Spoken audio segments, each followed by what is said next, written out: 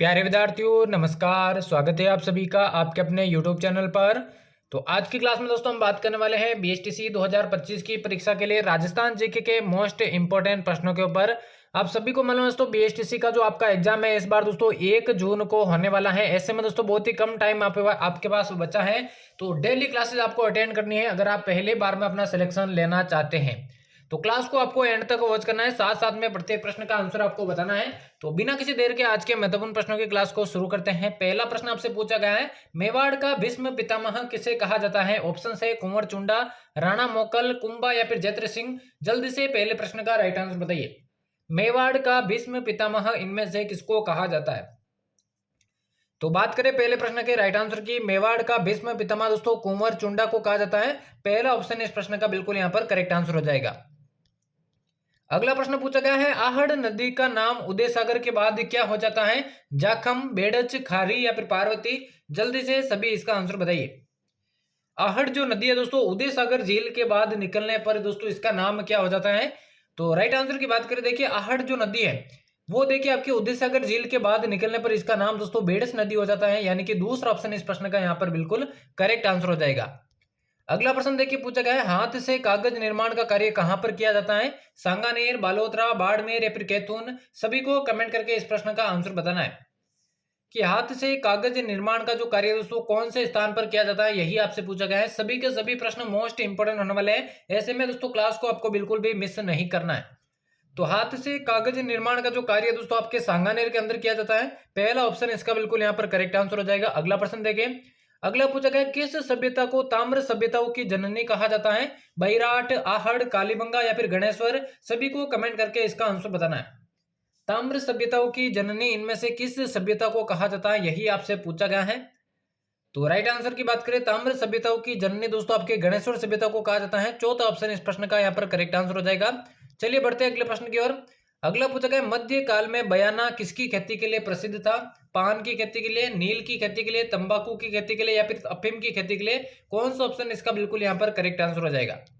सभी को साथ साथ में आंसर बताना है, कोई भी पीछे नहीं रखा, क्योंकि बहुत ही इंपॉर्टेंट प्रश्नों की क्लास होने वाली है।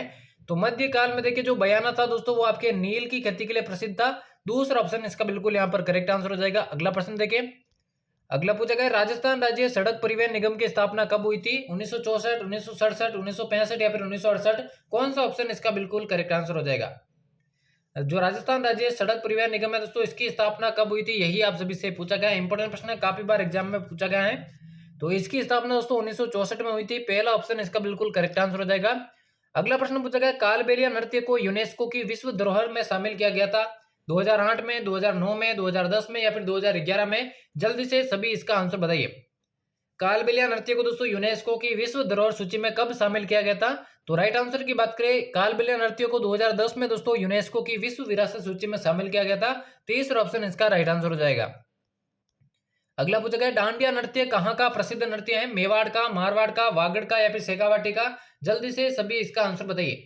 बहुत ही इंपॉर्टेंट प्रश्नों की क्लास होने वाली है, इसलिए क्लास को बिल्कुल भी आपको मिस नहीं करना है।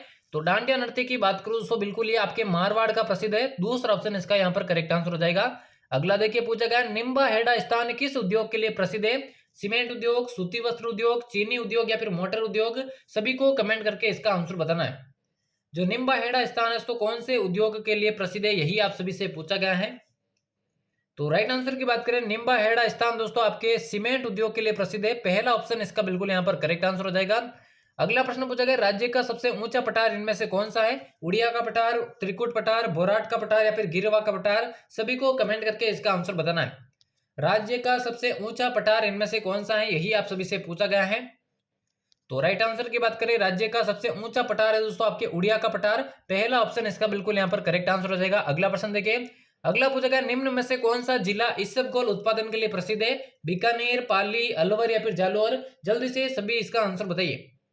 इसबगोल उत्पादन के लिए इनमें से कौन सा जिला प्रसिद्ध है, यही आप सभी से पूछा गया है। काफी बार एग्जाम में पूछा गया प्रश्न है, और क्लास के एंड में बताना है यहाँ से कितने प्रश्न आपके करेक्ट होते हैं, ताकि आपको अपनी तैयारी का अंदाजा लग सके। तो इसबगोल उत्पादन के लिए दोस्तों आपका जालोर जिला प्रसिद्ध है। चौथा ऑप्शन इस प्रश्न का बिल्कुल यहाँ पर करेक्ट आंसर हो जाएगा। अगला प्रश्न पूछा गया, किशनबाग रेगिस्तान पार्क कहां पर स्थित है? जयपुर, जोधपुर, बाड़मेर या फिर जैसलमेर। जल्दी से सभी इसका आंसर बताइए। जो किशनबाग रेगिस्तान पार्क है दोस्तों कहां पर यह स्थित है, यही आप सभी से पूछा गया है। तो राइट आंसर की बात करें, किशनबाग जो रेगिस्तान पार्क है दोस्तों जयपुर के अंदर स्थित है। पहला ऑप्शन इस प्रश्न का बिल्कुल यहां पर करेक्ट आंसर हो जाएगा। अगला देखें, अगला पूछा गया राजस्थान के संदर्भ में पीला पोमचा क्या है? लोकगीत, लोक नृत्य, कपड़ा या फिर पेंटिंग? सभी को कमेंट करके इसका आंसर बताना है। पीला पोमचा इनमें से क्या है, यही आप सभी से पूछा गया है। इंपॉर्टेंट प्रश्न तो काफी बार एग्जाम में पूछा गया प्रश्न है, सभी को आंसर बताना है। और चैनल पर देखिए डेली क्लासेज स्टार्ट हो चुके हैं, डेली आपको अटेंड करनी है अगर आप पहली बार में अपना सिलेक्शन लेना चाहते हैं। तो पीला पोमचा इनमें से दोस्तों कपड़ा है, तीसरा ऑप्शन इसका बिल्कुल यहाँ पर करेक्ट आंसर हो जाएगा। अगला देखिए पूछा गया नौलखा दरवाजा निम्न में से राजस्थान के किस किले का भाग है? रणथंभौर, आमेर, नाहरगढ़ या फिर चित्तौड़गढ़? जल्दी से सभी इसका आंसर बताइए। जो नौलखा दरवाजा दोस्तों कौन से किले का भाग है, यही आप सभी से पूछा गया है।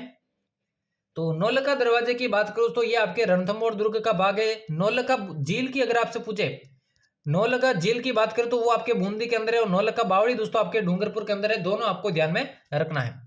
चलिए अगला प्रश्न देखिए। अगला पूछा गया कोलायत लिफ्ट नहर का क्या नाम है?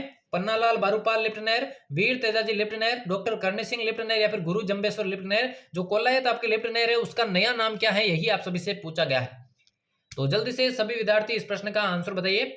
तो कोलायत लिफ्ट नहर का जो नया नाम है दोस्तों वो है आपके डॉक्टर करणी सिंह लिफ्ट नहर। इससे दोस्तों 3 जिलों को दोस्तों आपके जो है सिंचाई की सुविधा मिलती है। पहला दोस्तों आपके बीकानेर, दूसरा आपके जोधपुर और तीसरा आपके जैसलमेर। इन जिलों को आपके डॉक्टर करणी सिंह लिफ्ट नहर, जिसका प्राचीन नाम पूछे तो कोलायत लिफ्ट नहर, और कोलायत लिफ्ट नहर का नया नाम पूछे तो डॉक्टर करणी सिंह लिफ्ट नहर। 3 जिलों को इससे सिंचाई की सुविधा मिलती है। चलिए अगला प्रश्न देखिए। अगला पूछा गया पश्चिमी राजस्थान की प्रधान बोली कौन सी है? मारवाड़ी, मेवाड़ी, वागड़ी या फिर शेखावाटी? सभी को कमेंट करके इसका आंसर बताना है। पश्चिमी राजस्थान की प्रधान बोली इनमें से कौन सी है, यही आप सभी से पूछा गया है। तो राइट आंसर की बात करें, पश्चिमी राजस्थान की प्रधान बोली दोस्तों मारवाड़ी है। पहला ऑप्शन इसका बिल्कुल करेक्ट आंसर हो जाएगा। अगला देखिए। अगला पूछा गया कोटा चित्रशैली की विषय वस्तु है? हाथियों की लड़ाइयों के दृश्य, शिकार के दृश्य, दरबारी दृश्य या फिर उत्सव दृश्य? सभी को कमेंट करके इसका आंसर बताना है। कोटा चित्रशैली की विषय वस्तु इनमें से कौन सी है, यही आपसे पूछा गया है। तो इस प्रश्न के राइट आंसर की बात करें, कोटा शैली की जो विषय वस्तु है वो दोस्तों शिकार के दृश्य है। पहला ऑप्शन इसका बिल्कुल करेक्ट आंसर हो जाएगा। अगला प्रश्न देखिए। अगला पूछा गया निम्न में से किस शहर में होली के दौरान रम्मत का आयोजन किया जाता है? करौली, जोधपुर, जैसलमेर या फिर बीकानेर? सभी को कमेंट करके इसका आंसर बताना है। होली के दौरान दोस्तों रम्मत का आयोजन कहां पर किया जाता है, यही आप सभी से पूछा गया है। तो होली के दौरान दोस्तों रम्मत का आयोजन आपके बीकानेर के अंदर किया जाता है। चौथा ऑप्शन इसका बिल्कुल राइट आंसर हो जाएगा। अगला प्रश्न पूछा गया परोपकारिणी सभा की स्थापना कब हुई थी? 1893, 1883, 1895 या फिर 1885? कमेंट करके इस प्रश्न का राइट आंसर बताइए। परोपकारिणी सभा की स्थापना कब हुई थी, यही आप सभी से पूछा गया है। तो परोपकारिणी सभा की बात करूं 1883 में दोस्तों इसकी स्थापना हुई थी। दूसरा ऑप्शन इसका यहाँ पर करेक्ट आंसर हो जाएगा। और आज के महत्वपूर्ण प्रश्नों की क्लास का ये अंतिम प्रश्न होने वाला है। यहाँ पर आपसे पूछा गया है राजस्थान में जल अपर्दन सबसे अधिक किस नदी द्वारा होता है? माही नदी, लूणी नदी, चंबल नदी या फिर बनास नदी? जल्दी से सभी इसका आंसर बताइए। और यहाँ से कितने प्रश्न आपके करेक्ट हुए ईमानदारी से आपको कमेंट बॉक्स में बताना है, जिससे आपको अपनी तैयारी का मालूम चल सके। तो राजस्थान में सबसे ज्यादा जो जल अपर्दन है दोस्तों चंबल नदी के द्वारा होता है। तीसरा ऑप्शन इस प्रश्न का बिल्कुल करेक्ट आंसर हो जाएगा। तो यहाँ पर हमारे बीएसटीसी 2025 की परीक्षा के लिए राजस्थान जीके के इंपोर्टेंट प्रश्नों की क्लास समाप्त होती है। उम्मीद करता हूं दोस्तों आज की क्लास आपको पसंद आई होगी। डेली इसी तरह की क्लासेज आपको चैनल पर मिलेगी, इसलिए चैनल को अभी तक आपने सब्सक्राइब नहीं किया तो सब्सक्राइब करके बेल आइकन को प्रेस कर दे। तो मिलते किसी अन्य क्लास में, तब तक लेते हैं आप सभी से अलविदा। धन्यवाद।